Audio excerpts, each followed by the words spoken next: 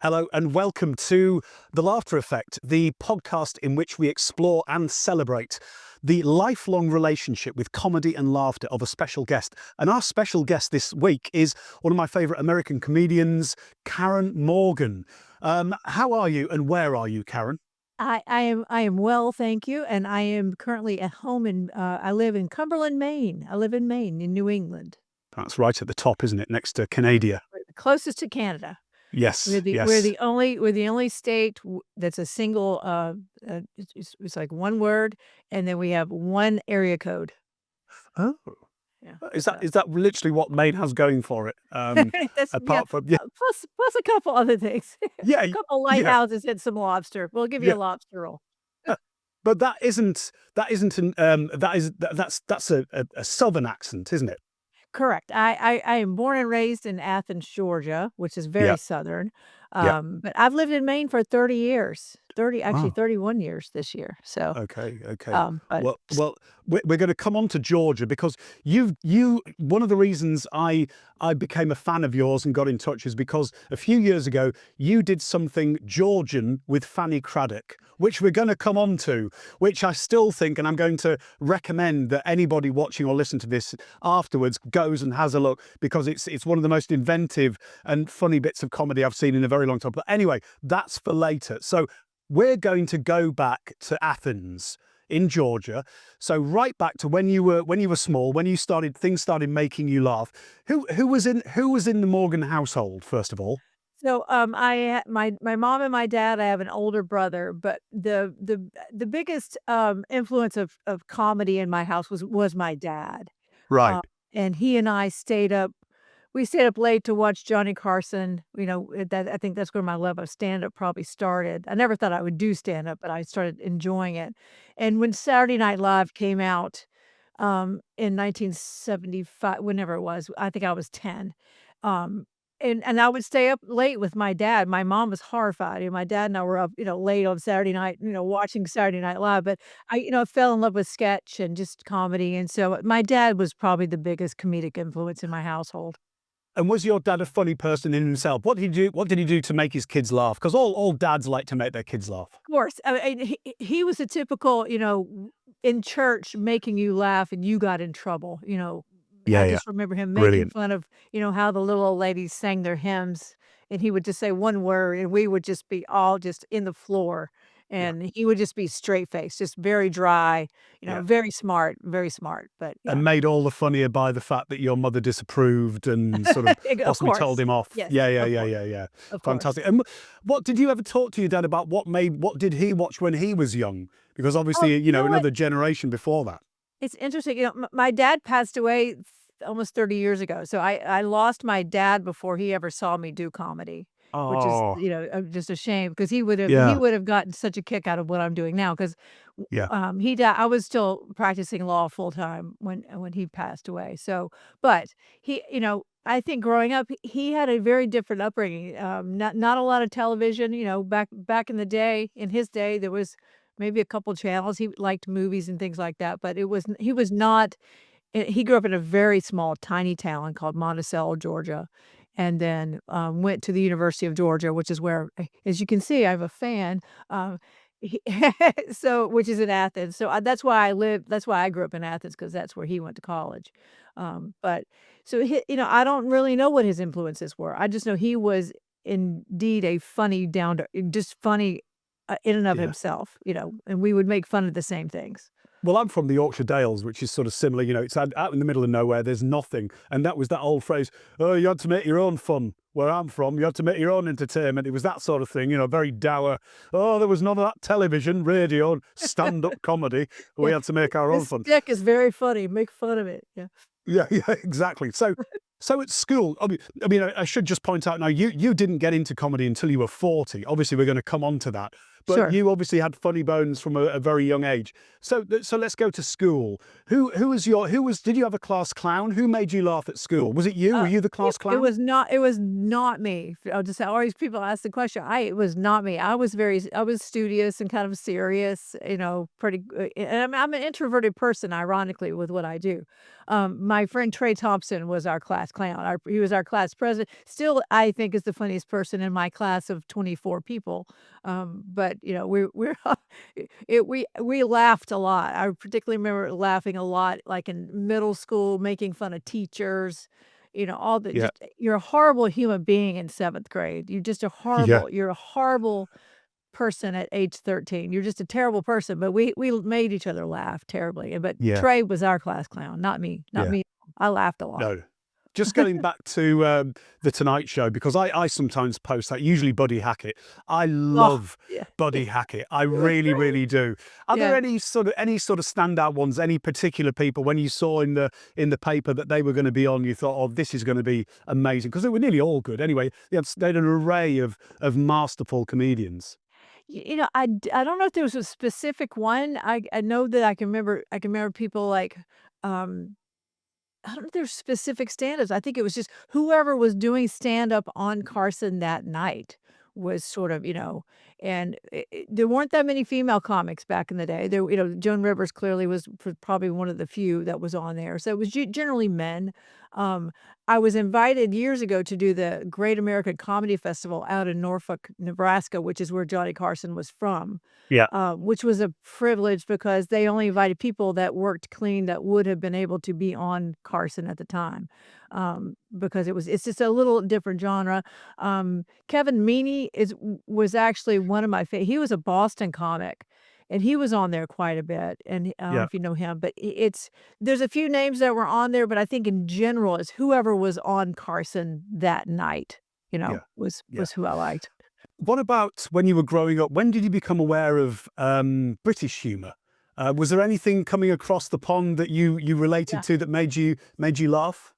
In high school, we kinda glommed on to Monty Python pretty Mm. quickly. Yeah. I mean, obviously, that's the bigger one, and it took me a little while. There was Benny Hill and things like that, and I became aware that British humor was very different. I thought what I love about it to this day is I still think it's higher brow at the same time being lower brow. I think it's super clever and super funny, and as an American, you have to lean in sometimes with the accent to make sure you're not missing what I think is very subtle, very funny stuff. Yeah. But I adore British humor. I really do. Because a lot of people were surprised that Monty Python took hold in America, Yeah. as much as it did because he got live at the Hollywood Bowl, etc. But it really, really did, Oh, and yeah, I was yeah, quite surprised. Was there anything in American comedy, because it is so off the wall, yeah, surrealist, that there are so many different adjectives you can use to describe Monty Python, and yeah. none of it's sort of mainstream usually. Was there any kind of precursors to that kind of led you into Monty Python? I don't think there was. As a matter of fact, I remember, like, I remember we had in high school a group of guys that would act out the sketches, as part of Yeah, the school play, yeah, and I remember seeing a couple of them that were my older brother's age doing this thing, and I'm like, "What is that? That's weird. I think I like it," and then I started, like, researching it. I know that I also Saturday Night Live came out, SCTV came out around maybe the next year after Saturday Night Live, so I was aware of that Canadian humor as well. And I think just realizing that, oh, there are other countries that do different kind of funny things, yeah, it's worth looking into, yeah. and I think that's sort of where the Monty Python stuff kinda came in early. Yeah. Well, we'll sort of. I think we'll come on to that later on. Just the difference. Look into a bit more of the difference between. Now you're in comedy, the difference between American and British humor. But so when did you start to take comedy seriously? Because I listened to an interview with you a little while ago, and you were saying that you were thinking about writing comedy before you began performing Yes. comedy. When did that sort of start? When did that become a thing up there? Well, my trip to I was practicing law full time, and then I had my first child, went back to practicing law, and I did a heavy sort of trial schedule. I did criminal defense and medical malpractice. Those were my practice areas. And then I had my daughter, and then I was like, I don't know that I can really be a really great mom to these small children and also be a really great trial attorney to my clients. So I decided to stay home. And then I had a third kid, and at that point, it was like, oh, I'm definitely staying home now. But I started when I was home with these three babies, is when this sort of started. I was like, I still needed some sort of an outlet as an adult brain. You know? Yeah. Yeah, yeah, But, yeah. parents will understand that you still need an adult brain outlet of Yeah. some sort so that your brain cells don't just crumble. And that's when I started thinking about comedy, and a friend of mine was, teaching a workshop at a local comedy club, and I was like, "Oh, I'll just go just to literally give myself a night out once So a it week." came out of the blue. This wasn't sort of at Yeah. all Oh, premeditated. It no, was no, just not at something all. you saw. Absolutely. Yeah, not at all. Yeah. Even though I had been a great fan of comedy for all Yeah. those years, Yeah. never thought I would do it. But Yeah. this literally needing to get a night out to myself once a week, Yes. you know, Yeah. and then when I was in this class, there's a channel here called Nick at Night, or was at the time, and they were having Search for the Funniest Mom in America. Yeah. And my teacher for this workshop took my graduation tape. You did back in the day, you did a graduation show, which they still do. You had a giant VHS tape of your performance, weighed 8 pounds. Um, and he mailed it into Nick at Night, and I became a finalist on that. So that's kinda how I started, was on television, not knowing what I was doing, and not having literally any plan to continue it. But once I got the bug of, "Oh, I can actually do what I enjoy watching," Yeah.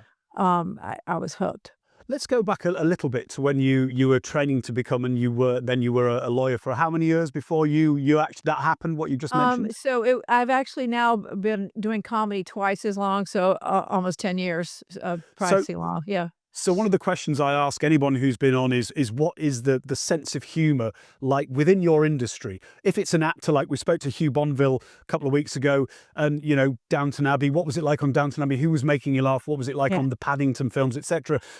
You're the first lawyer we've ever spoken to. So how on earth, where does comedy exist? Because some of the stuff you were working was fairly heavy stuff, wasn't Oh, it? yeah. So Oh, yeah. I mean, but then again, we spoke to Ian Rankin, who writes some very dark stuff, and obviously wherever there is misery, sadness, and Oh, murder, yeah. you're Oh, going to yeah. find some levity. Yes, there was a lot of it. I would say, if you say, where do you find it in a law office, particularly in the law office that's doing murder cases and really, heavy plaintiff cases, there's a lot Yeah, of dark humor happening behind yeah. closed doors. Which there Um, needs to be to oh, keep there you. has to be. Yeah, yeah, I remember one particular. I spent my 30th birthday. And this was actually a divorce case, but it was a very seedy divorce case with very rich people that had done very bad, naughty things. And I just remember I spent my 30th birthday putting exhibit stickers on porn, like on different porn tapes. And and and it was my it's 30th tremendous. birthday. And I was like, "What am I doing?" And then but I'm like, we have all the exhibits of all these porn tapes laid out on this table, and we're just laying on the floor putting exhibit stickers, and I'm, "What is my job?" That is fantastic. Well, there's a routine. There's an entire Yeah. routine. Yeah, it is, Putting it is. stickers on your 30th. Happy Yeah. birthday. Absolutely, absolutely. What are lawyers like, though? Are lawyers naturally funny people? Because I know a few accountants. I don't know that many lawyers. And accountants, some of them have surprised me by smiling occasionally. Um, sorry, accountants, I'm only joking. But tell me about American law. Tell me about the lawyers. Well, I Are they know funny people? I can only speak to the lawyers that I worked with, you know, and again, as culture has changed, and I think you have to be a lot more serious in a law office now than maybe Yeah, when I was practicing a long time ago, yeah, this day and age. But I very, very funny because I think it's driven by cleverness and by people being really bright and really getting something and being able to say something very funny in a very small amount of time, or under your yeah. breath, or you're in a courtroom and it's under your breath at the at the table Yes. about Yeah. someone, "Look at that guy, blah, blah, blah," you know, Now, if you're at a real estate office, lawyers, they may not be as funny. I don't know. Trial lawyers are pretty damn funny, I thought. Yeah. Yeah, yeah. Have you talked about putting stickers on pornography on your 30th birthday. What about in the courtroom? Because it's a serious place of work. Have Oh, you yeah. ever been in a situation where you possibly laughing when you shouldn't, or you've found humor in something that nobody else has, or or have you managed to retain a sense of dignity? I think well, no, there's always the sense it's again, it's going back to my dad making us laugh in church. Yeah. It's a very revered space, and it is a Yeah, very absolutely. serious space, and you're there Yeah. for a very serious reason. Yeah. But human beings are human beings, whether they're on the jury doing some juror is sleeping or making a weird face or your Breaking co-counsel. wind. That's a Yeah, good and one. you Yeah, just yeah, don't yeah. know. You just don't know. Yeah. So Yeah. but I think the majority, most of our out loud laughing would be happening behind closed doors. We'd have to be serious in public. But let's just say Absolutely. I always had a legal pad, and I was always writing notes and drawing arrows at, at people. Look at that guy. Yeah. That's Are you sure you should Look be at his telling us this? hair. Do you think That's it. that hair is real? That kind of stuff. Because it's a long trial. It's a lot sometimes you're in there for weeks, so you gotta Yeah. keep yourself entertained too. Absolutely. And what are judges like? Because I've never met a judge on either side of the Atlantic. So again, you would think because they're supposed to be well, they're it's a pretty important job, and they're Yeah, important people doing important work, serious work very yeah. often, mostly. What are they like in your experience? Well, it's interesting now because the people that I went to law school now, actually, my trial team partner in law school, she is now a judge. So my Yeah, peers are now becoming judges or yeah, have been judges. That's just where everybody's aging up to. Um, there is definite on the bench. You were super serious. And I'm probably good friends with 3 judges who behind the scenes will have a beer with you and laugh your head off. So they will. but in the courtroom, there's absolutely No, no, there's absolutely yeah. not. No, no. But they are human then, judges. Yes. Oh, yeah. They are Absolutely. human. Yeah. Yeah, yeah. And That's I refreshing. bet my theory is I bet they have some really funny conversations with their staff at lunch, Yeah. Yeah, I bet they're talking about us at lunch, it's yeah, yeah. Yeah, yeah, absolutely, absolutely. Well, I hope they do anyway, yeah, because exactly. it No, just they're everybody's human. Yeah. makes them human. So we talked about Saturday Night Live, talked about Johnny Carson.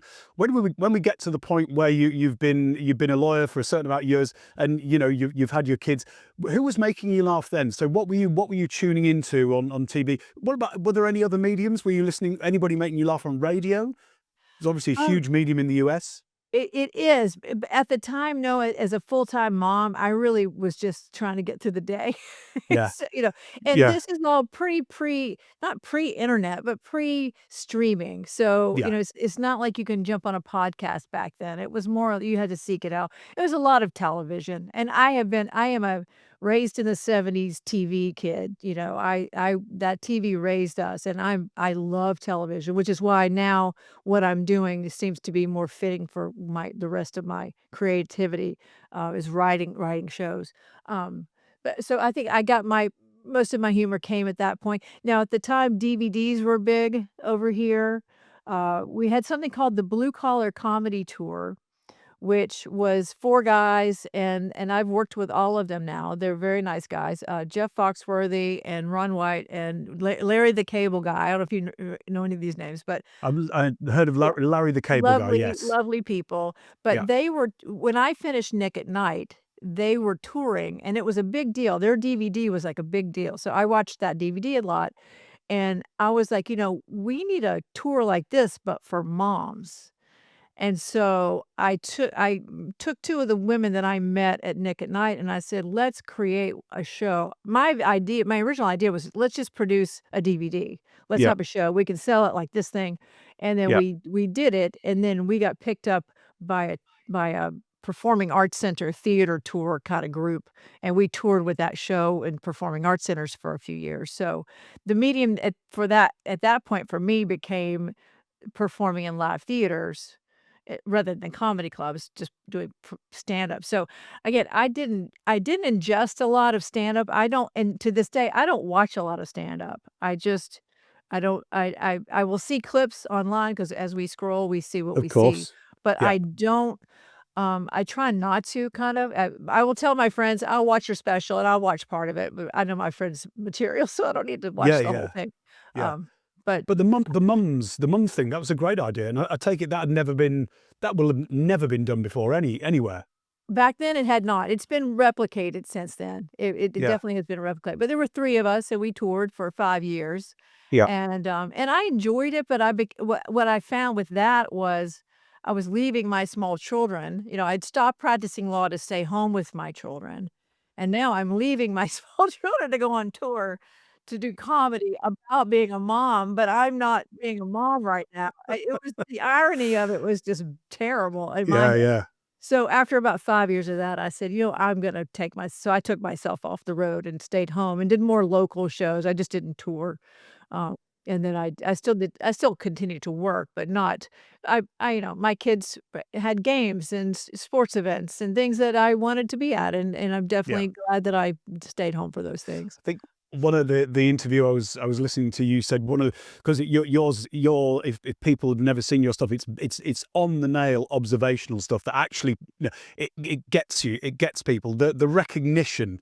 That's one of the things that I think that I know a lot of comedians who do observational stuff, and you say it sort of rings a bell, etc., and it makes you laugh. Yours actually, the laughs are from people who might be of a similar age, who get exactly what you mean, and Yeah. that's wonderful. Is that easy? That must be sort of, in a way, easier to write than doing something more sort of general, if you know what I mean. If you're I being quite yeah. specific.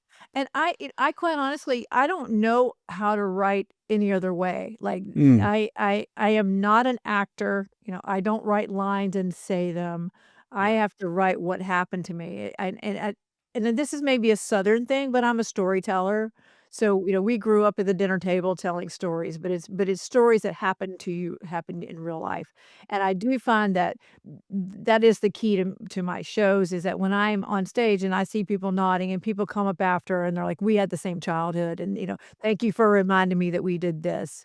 And that's the connection. That's why I keep doing this, is that connection. But I don't know how to write any other way. Now when I write for the screen, which I'm doing now, it is totally fiction. Like, it's a whole different way of writing, which is what I think I'm really getting a kick out of it, is that I now have this freedom to write characters in different voices and things like that, and storylines that did not happen to me.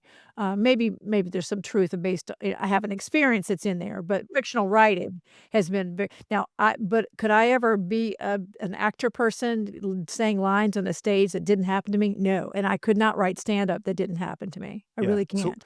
what made you? Had you sort of got, not the end of the line, but you thought, well, I've done this observational comedy for, obviously there's always loads left, Yes. but you just, what made you want to go off in a different direction, start writing sitcoms? Because that's, Um it's big. It's a big difference. Oh, it's a huge difference, and Yeah, I think I've picked another industry that's harder to harder to yeah, be successful in. Let me pick yeah, the hardest thing I could find. I'm gonna write movies. Um, yeah, I just think I've been doing stand-up for 20 years.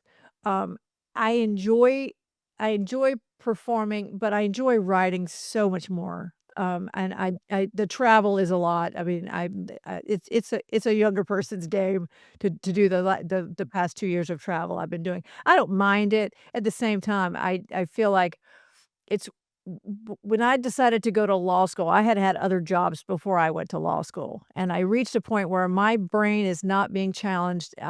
There's something not happening that's fun enough in this for me. Let me go to law school, which I loved. I loved law school, and I loved practicing law, and what I love about comedy, which is similar to law, is I love the wordsmithing, and I love how you can take phrases and stand-up is cool because you can just change one word or a pause or a comma, and it makes a big difference in your performance.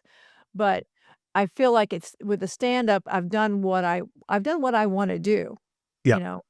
yeah, yeah. Yeah, I'll keep doing it, and I'm not gonna stop completely, but at the same time, I'm ready for another creative challenge and something that inspires me. And what sort of sitcoms? Again, we're just back to what floats your boat, because I'm a huge fan. Modern Family over the past sort of 15, 20 years, Yeah. and the American Office, I Yes. prefer inordinately more than I'm not the English Office. It's too cringy. I sort of have to turn away all the time because it's just, oh no, no, no, no, no. Whereas I just think Dwight Schrute is one of the greatest character creations ever invented. But I love Modern Family. But it's a different process, isn't it? In America, you have teams of writers, and you always have. It Also for stand-ups, I think Bob Hope had hundreds of people, gag writers, who were writing Yeah, for him. and I think that's gonna be my biggest challenge because I really prefer to write alone, like, and that may be the one thing that will drive me more to features. As a matter of fact, the first stand-up the first sitcom I wrote last fall, and this is part of my program, I ended up writing it as a feature because I've been talking to some producers that say, "You can get this made as a feature quicker." And yes, you do as part of it. You have to be a team. You have to be on a writing team. A lot of times you have to live in LA. I live in Maine. There's some challenges that are geography wise that are going to be a little Can bit you of an impediment.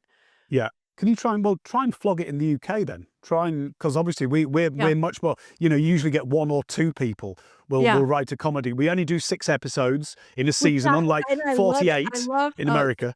Ricky Gervais's Extras is one of my favorite Yeah, series. yeah. It's I incredible, love isn't it? that he planned them out so that it's not this on we gotta in right now when you pitch a sitcom in America, you gotta pitch it, "What's gonna happen in the 7th season?" I'm like, "I don't know, can we get to the pilot?" So I actually like the fact that y'all's are more planned to with an end in mind, and I think that you can build in the story Yeah, arcs easier that way. So so yeah, a lot of my sitcom writing, I'm gonna see but I do have Modern Family literally on the floor by my desk over here because there's something when that came out years ago, I was not even thinking about doing this, but I remember watching that show going, "This is unique. There's something different here. This documentary style." Um, you know, but very quick, very clever comedy of getting through all of these characters. I love the character creation. I think that's yeah, really where yeah. and dialogue. Absolutely. My Yeah. dialogue and my character creation. Where I fall short is my stuff's too long. I'm like, well, this guy has to do that because I don't want to cut out the funny things. But And that's why God invented editors, good exactly, editors. Yeah, yeah, exactly. yeah, absolutely. Are there any genres of comedy that really don't float your boat? Talked about sitcom, about stand-up, but Yeah. there's the myriad. What doesn't tickle you? I like to watch improv. I cannot I was terrible at improv. I took like 2 or 3 improv class. One of my teachers said, "Oh, you should take improv. It'll make you better with your crowd work." And I'm like, "Okay." So I was so bad at improv, but my hat is off to everyone who's good at it. So, but it just confirmed to me that my writing and my comedy style has to be true. It has to be within me. If it's me creating a character and being a character. So improv, I guess, is the one thing, but not because I don't like improv, it's just that I'm terrible at it. Yeah, yeah, yeah, Yeah, and it's just terrifying. Again, it's one of those things where you watch and you kind of it's yeah, almost anxiety because yeah, you're fearful for it not working, yeah, etc. But how are yeah. you with things like slapstick and more sort of visual comedy? Oh, I do enjoy it. And the Yeah, goofier, the better. Although there's a big test, and maybe y'all have it over there, is do you like the Three Stooges or not? Like, it's one of yeah, the yeah, yeah. so We like and I Laurel and Hardy. Yeah, the exactly, same that thing. kinda stuff, and Yeah, I do to a point yeah, because it doesn't rely on clever words. It doesn't yeah, you're not it is physical. That being yeah, said, Lucy I can watch I Love Lucy eat that candy on that conveyor belt yeah, all day long, but yeah. it's the clever words that I miss on the with the slapstick. Yeah. I want to talk about geography now because obviously you've just been all over North America. Have you performed abroad before, like over across the pond? I've been there twice, I've never performed there, and Right. I would Okay. like to, I just Yeah. haven't done that yet. Okay. Well, hopefully But that's something you will do in the I love future. it over there. I went to But the cheese roll. Don't know if you saw. did you the one where people literally throw, just like almost die for a Have you laugh? ever you have to go. So, I've been doing a bit about the cheese roll for about 3 years Yeah. in my set, and a couple years ago, I'm like, "I have to go. I have to go." And so, Where my did you find out daughter about it? I don't even know. I have no idea how it came in my head or how Yeah. I'm sure on YouTube or something. But I've been doing a bit about the cheese roll for 3 years, and was it 3 weeks ago, a month ago, I came over there and we went to Brockton and to Cooper's Hill, and we did Yeah. that I didn't do it. I watched. Yeah, I was Trust gonna me. say, No. did it disappoint? It Or did it I was it it was everything you hoped it would be and more? beyond, like, it was so beyond. I laughed. I had the best day, and I'm Yeah, coming back. Like, I'll come back every year. I had the that's best time. fantastic. That's So, brilliant. but Well, that we'll have to think of some other idiosyncratic sort of like British or English events that you might be able to I'll have a think and I'll send you a yeah. list of things that you can look Oh, into. there's That a shin kicking contest yeah, yeah, that was that gurning. You know yeah, what gurning is? what's that? No. Gurning is where you sort of like take your teeth out and you've got bend your bottom lip over your nose and you have to make really like contorted shapes. There's a comedian called Les Dawson who's no longer with us, who's like he's still a god, a national treasure. God rest his soul. And he was a gurner. Gurning is like a northern thing. Yeah, Oh, I don't even know that word. And yes, yeah. there's like a festival of that, a Gurney Yeah, I think there is in Blackpool or somewhere like that. Yeah, it's still a big thing. It's slightly more niche than it used to be, but it's a We'll lot have of fun. it's on the list. We'll put that on the list with shin kicking for the next Do. round. But I'm shin coming kicking, back. where did you find out about shin kicking? Because that's been going for donkey's years, hasn't it? So I came to England for the very first time a couple of years ago to see to come follow Squeeze, um, You're a big and Squeeze fan, yeah? I'm a huge Squeeze Yeah, fan. likewise, And likewise. so I had some friends that I'd met during COVID online during a workshop, and so I a couple years ago, I'm like, I need to go meet these people in person. They were so important in during COVID of just having a creative group of people together. So and they love Squeeze, and so I found that Squeeze was playing in these places, so we went over there. Yeah, And so when I was over there, that's when I found out about the shin kicking. That may have been when I found out about the cheese roll too. that's Was brilliant. So so cheese roll, shin kicking, squeeze, they're sort of three of the most English things on God's earth. They really are. Just back to the geography thing. What I was going to ask was how the sense of humour differs because across the states. Because somebody, an American I know, said we in New York we've got more in common with Londoners than we have with people from LA. You know, culturally in many ways, yeah. and obviously, as everybody says, America is 50 different countries, 50 states, and it Yeah. differs. How do you have to act? How do you sort of go into a state and think, right, okay, these are the kind of people? Because there's a lot of you're going to a lot of different places, a lot of different people. I do, I actually don't have to. And some people do. I work, because I work clean and my set is my set and my stuff Yeah, is about me. I don't change what I do. yeah, I do, however, am aware of sometimes of the response in different ways. Mostly it's that like Midwesterners are amazing people, and that's very far from where I live. But they will drive for yeah. 3 hours to go see a live show. Like Wow, they will. that's fantastic. They're like, we drove 3 hours to come see you. Like I'm like, really? I'm like, I'm so sorry. Here's gas money. I feel bad. So it. I don't change what I do. I am aware of it, and I also don't in my set. Uh, Unlike some comics are like, they talk about, "Well, I got here today and I went to your so and so store." Like, they like to put in local Yeah, stuff. I'll color. put in Yeah, local stuff if I really did it. yeah, Like, I was in Boise, Idaho, and I went to I'm a big college football fan, and they have a college football field that's blue, and it's the only one in the United States, and I had to go to that. And so I talked about that, which led into my college football material that I do anyway. So, yeah, yeah, but yeah, I do find that definitely in New York, LA, New York is very fast. The closest big city to me is Boston.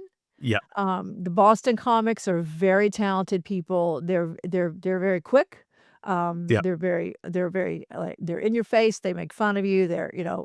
Boston people. You gotta have a thick skin around the Boston people. They love you, but the more they love you, the more they're gonna make fun of you, and yeah. you have to know that. So It's like liking a girl and to show her you go over and push her over, that sort of thing that exactly, we used. Yeah, exactly, yeah, yeah, exactly. yeah, But yeah, but yeah, yeah. I'm aware of the differences, and yes, we're so big, and it's amazing. And then at the same time, I find a lovely thing where it we still have so much in common, in terms of what we laugh at. Yeah. And what about happy hunting ground for you? I'm assuming you've been doing this for years, going all over the States, all over North America. So you're obviously popular. But is there any way that you look forward to, it's I'm going to hit with these people? Down south, Yeah. down Georgia, North Carolina, South Carolina, Yeah. Alabama. That just because that's where I'm from, and there's certain things that I will talk about that they get right away. Whereas I have this whole bit about mayonnaise, and how my grandmother liked a certain brand of mayonnaise that my mom didn't like, and anyway, this whole it's a big mayonnaise bit, and I find if I'm not down south, I have to explain some of it. There's just a little precursor before I go into the story. I also have some stories about Waffle House, which is a chain of restaurants that I love, and they're mostly in the South. So if I am in, Yeah. I was in Idaho, they don't have a Waffle House there. So I have to sort Yeah. of explain a few things So before. there's But not as much recognition.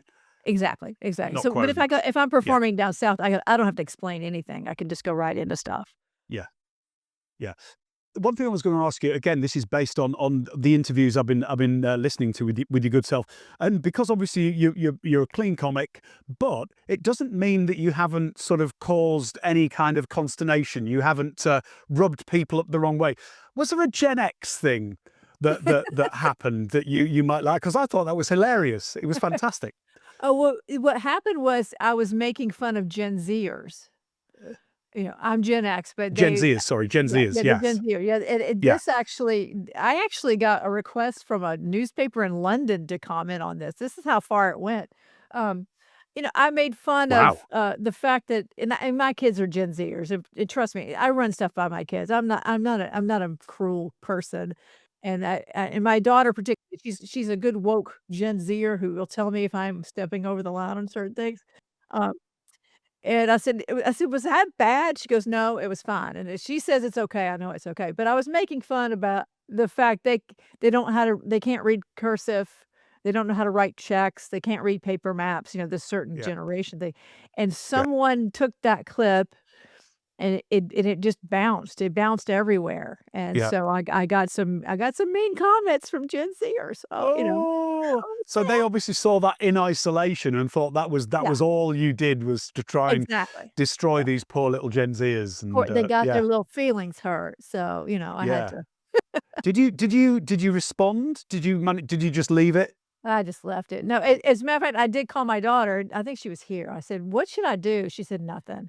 And I did nothing. But the greatest thing was I did nothing. And I said, and I don't like controversy. Like I don't like mean comments on my stuff. Like, and I do all my own social media. So it's sort of like, oh, it was uncomfortable. It was super uncomfortable. Um, but I left it. I didn't respond to anything. But now I have. It took me a few months. Now it's part of my set. I still do the same bit, and then I come back and I Perfect. say, "But let me tell you, this is what happened, and this is what," but I now have a new bit based on that because quickly, I was in an airport, and I picked up a US passport just sitting in an airport, and the bit is I knew that before I picked it up, it belonged to a man child. It belonged to a Gen Zer. So, it led into this really cool new bit, but it took a few months for it to sort of simmer there Yeah. for me able to write the new thing based on it. And now I have a great new bit based on it, which is awesome. So Fantastic, fantastic. That's wonderful. Do you have a favourite joke? That's something I need to ask you because obviously you do observational humour, not necessarily gag humour. But is there something? Is this like there are loads of jokes that like written by people like Victoria Wood that I think God, if I'd written that, I'd just go and retire somewhere with a big smile on my face. Have you got one of those? like a take home, like a street joke or like Yeah, a it's just something like a gag, something like that. so when we toured with the mom show, Yeah, at the end, we would end with street jokes, and my friend Nancy, she had a drum, and we did rim shots and everything. And they were so dumb. And they made me laugh so hard, but my favorite one was, a blonde, a brunette, and a redhead escaped from jail, and they run out, and then they hide. The police are after them, so they hide in a barn, and then the police come inside the barn, and they hide in these burlap sacks, and then the police kick the sack that has the brunette in it, and she says, "Meow," and then they kick the sack that has the redhead in it, and she says, "Woof, woof," and then they kick the sack with the blonde in it, and she says, "Potatoes."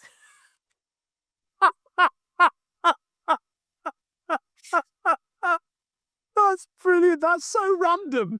That It is is so so it gloriously is random. so dumb. It is Yeah. so dumb, and it makes me laugh so hard. I don't know Yeah. who wrote it, but thank you, whoever did that, but That's we brilliant. so every now and then, I like silly stuff like that. You can't not Yeah. laugh at that. Talking about silly stuff, let's get on to Fanny Craddock. Now, where the hell did this come from? So, just to reiterate, the people who don't know your material, don't know about this. So, you've taken clips of Fanny Craddock doing her thing, being, with the disgusting food, etc., being Fanny Craddock, and you put the Georgian voice, you put the completely different voice track on there, you talking, taking the piss. And it's because she is one of the most lampoonable people who's ever been on television anywhere in the world, done up like an Australian's nightmare, making revolting food, being rude to a home ec student who's evidently terrified of her.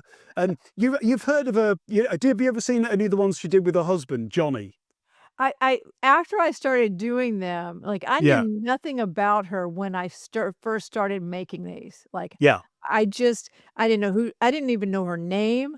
I yeah, didn't know who I just found this crazy looking lady on YouTube yeah, that was cooking, and I'm like, "This needs something." The re that I did not, but I found later I would research her, or would come in the comments, "You need to see this, this, and this," and so I yeah, yeah, learned yeah, sort of after the fact, but yeah. she came about during COVID, Right. um, sort of accidentally. I was, March the 12th, 2020, everything shut down. I was actually supposed to tape a special that day, and it shut down, and we're all home, right? So, at this point, TikTok was starting to take off, and I didn't know TikTok, and I was like, "I don't know what to do." And my daughter was like, "Yeah, mom, you should probably learn TikTok." Now, I am not a person who will sit around my house and do a dance. I don't like to be on camera. I Yeah, don't, I'm not one of those people. I'm still yeah, that extroverted introvert in me does not wanna be on camera in my house. So I'm like, "But I'd like to do something creative. What can I do to learn TikTok?" And I knew I needed 1-minute clips. That was at the time anyway. You did a 1-minute clip. I found her. I would edit them down. I'm like, this lady's crazy. This food is crazy. I don't know what's happening." And I literally would edit it down to 1 minute, and then I would turn on my little microphone right here, and I would just start talking.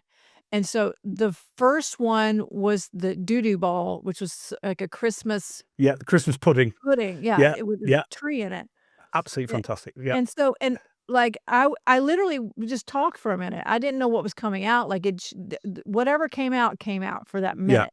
yeah, yeah, And, like, the lady, her helper, I named her Lisa, and she didn't like yeah, her hair, and yeah. so, people say, "Who's Lisa?" I'm like, "I don't know, that's what came out of my mouth that day." And now so and then it just went, like, it took off, and I'm like, "Well, I'll make this was fun. Let me make a couple more." And it just became this sort of crazy thing, but what I loved about it was it wasn't me on camera, like, it Yeah. was just Yeah, my yeah, yeah, voice, yeah. Yeah. and then it took off, and now I have people come into my shows with Wampet shirts on. There was a whole and this was in Virginia, this whole group of women who had a tennis team. They were the Wampet players, and they all had Lisa ha hair, and, um, it Fantastic. it Wow. just it's just crazy that I haven't made any since 2020. I made them all, then people like, make more." And I'm like, "You know what?" I took as many videos as I could find that were good enough, quality to make a video out of. I did speed them up. Yeah, Made them yeah, faster. which was I think was integral to Yeah, to to it working because he didn't speed them up much, but just yeah, enough just to enough get to make some it a little comedic. crazy. Yeah, Yeah. yeah, yeah. But it was just a super fun one of those weird creative spurts of it I had I and then I laughed my head off, like, I made them all, and then there was a second round of, I what's she's so lovely, she's on the British baking show, Oh, Prue Leith, Mary no, Berry. Mary Berry. So Yeah, Mary Berry has another series of they've got the '70s, outfit, the '70s. And so I made a couple with her as as a grown-up Lisa that's left, and she's got her own show. But I yeah, got so many comments of people saying, "You shouldn't make fun of Mary Berry, that's not nice."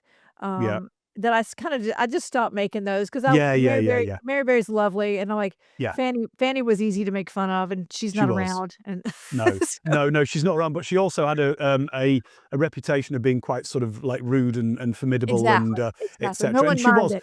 and the food was just disgusting. As you say, a doo-doo ball. That's not. It looked like a big pile of basically a big sort of It was a a doo-doo big poo globe basically. But anyone who hasn't seen these, just go to your YouTube channel, Karen Morgan. Is it Karen Morgan Comedy or just Karen Morgan? It's Karen Morgan comedy. But Yeah. please do. They are absolutely hilarious. Just moving on.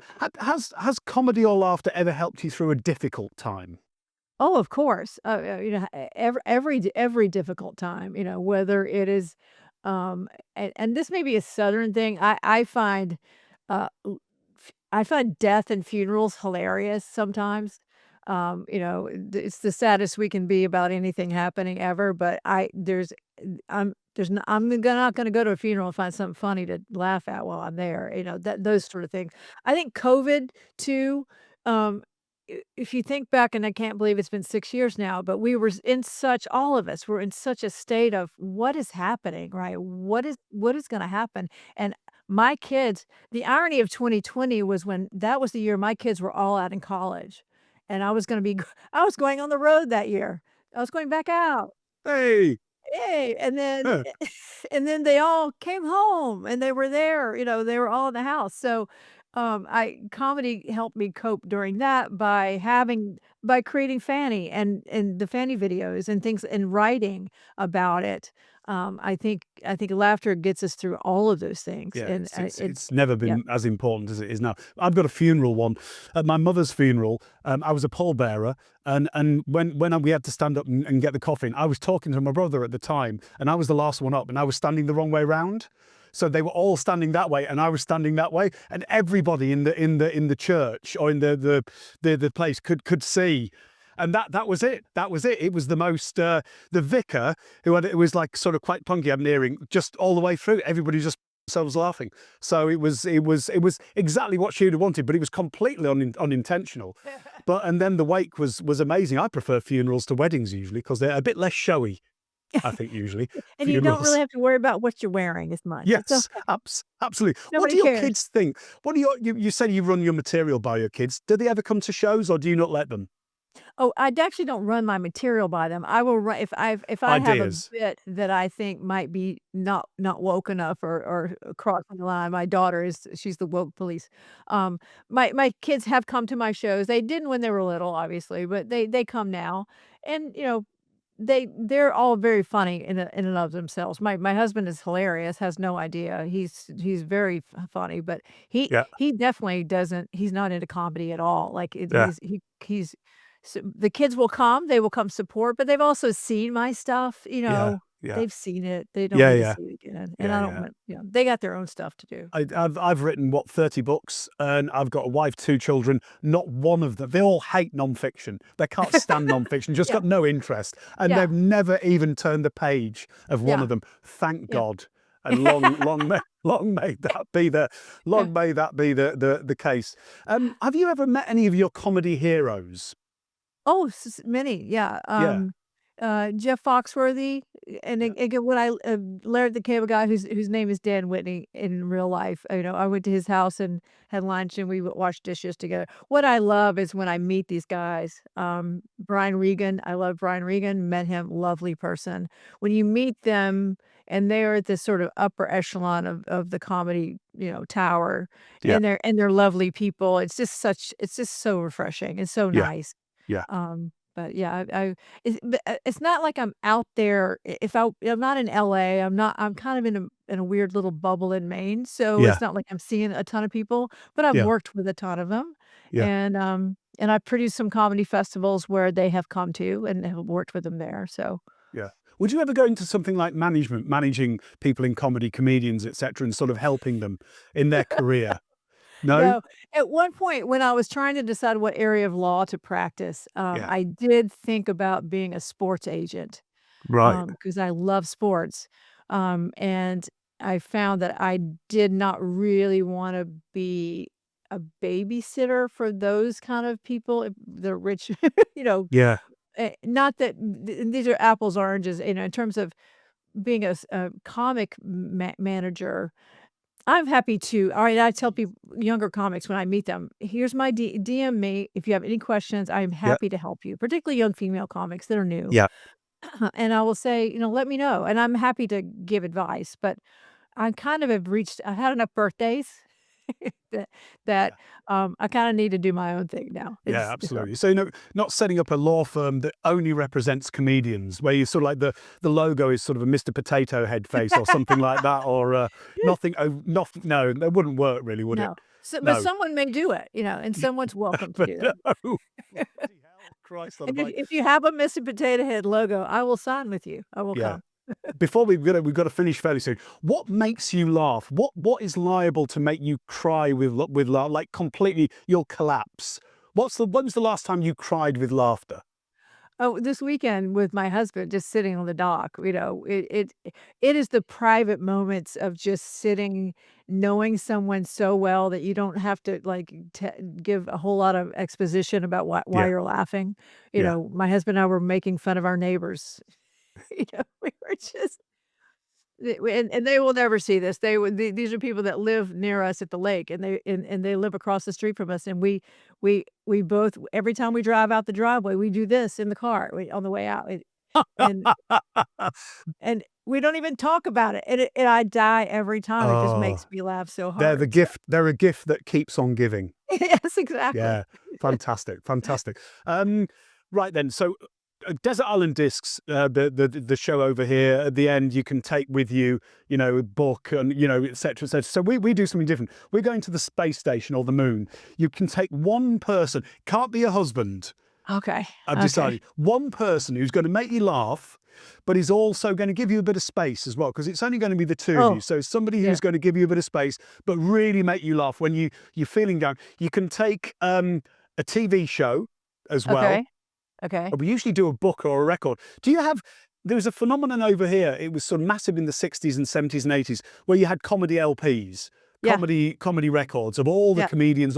Is that a thing in the US? Oh, wait, hold on, I'll show you, hold on. I have It is then. I have this is mine. Ah. Fantastic. Oh, well, hey, that's yours. Yeah, that's mine. Superb. Yeah, So that's they are a thing. I just wasn't mhm, yeah, sure. yeah. But, Huh. this it's more of a lot we did the recording, and it plays on the satellite radio station here, Yeah. not that many people are buying this LP, this is Well, they more of might a now. just for fun, we're gonna print it, so I'm trying to think. I still have all of my old I have a Flip Wilson records, I have all my old when I go to record stores now, because 'cause I'm also a big music fan, obviously. When I go into a record store, I will go to the comedy section and see what they have, and, Bob Newhart, Yes, amazing, anybody uh, who can deliver a monologue yeah, like that, absolutely yeah, yeah, astonishing. Yeah, yeah, much so missed. So you can take an LP, a record, you can take a TV show, and one human being, and they all have to make you laugh. So who's it going to be? You oh, can't that take one of your own records, and you can't take your husband as much as you'd like to. let's see, um They're living or This is dead, by the way, living or dead. this is harder than you would think it would. So Yeah. TV show, um, It's got to be something with plenty of episodes. You're going to be up there a yeah, long you're time. gonna be there a while, Yeah. obviously Modern Family might be on that list because there Hundreds. Yeah. yeah, that Yeah. one that would be, again, extras, Ricky Gervais extras, I don't know, I'm still a huge fan of that. Yeah. Yeah. A person that's not my husband, um, ah, well, can it be a passed away person? Yeah, of course. Okay, Living or dead. so Living or dead. Yep. my dear friend Vic Henley was a comic who, Yeah. he opened for, a lot of people, Jeff Foxworthy, Larry the Cable Guy, and Ron White. He was from Alabama, he made me laugh harder than anybody. That maybe harder than my husband because he was actually a comic. If I took Vic Henley, I would be set for life laughing. I would laugh my head off every time. And he and I used to travel together. He did comedy much longer before I did. You should look him up. He has his last album. He died during COVID, sadly. Right. But his last album was called Hell Is Real. Right. Um, And he'll be on and YouTube. He'll have loads of stuff on YouTube, I take it'll it. be on Yeah. YouTube, but look at Yeah. Vic Henley, Hell Is Real. But I have never laughed so hard on trips at we did shows together. We did a show for the Alabama Association of Funeral Home Directors. Eh, That's beyond tremendous. That's fantastic. Yeah. And he and I got hired to do the comedy at this event. So, Oh, first of wow. all, the fact that they hired comedians for this event was Yeah. hilarious. But I would take Vic Henley with me. Probably I would probably take Vic Henley's album if I Yeah. had to take an album because Okay. just hearing him do his bits. Yeah. So And those are my TV 3. show, Modern Family or extras? Um, well, just for longevity, probably Modern Family, just because there's more of them. Yeah, absolutely. I'm also a big fan of Bill Lawrence, who has Ted Lasso, Oh, of Shrinking. course. Yeah. You Yeah, know, yeah. Yeah. so now that I'm into my writing phase, I'm really admiring him all the more of all of the Yeah. series thing. And those are not strict comedies; they're sort of dramedies, on Of course. TV. But Yeah. any of his shows are very, very entertaining as well. Fantastic. And then I'd have to take Star Wars because I am a Star Wars nerd. Oh, you're a Um, nerd, are you? And there's plenty uh, to laugh at in Star Wars, isn't there, it's really? hilarious. Yeah, yeah. Some of it, I think some of it's meant, some of it's intentional, but Yeah, yeah. but not all of it. Have you ever No, seen have you heard of Dave Allen?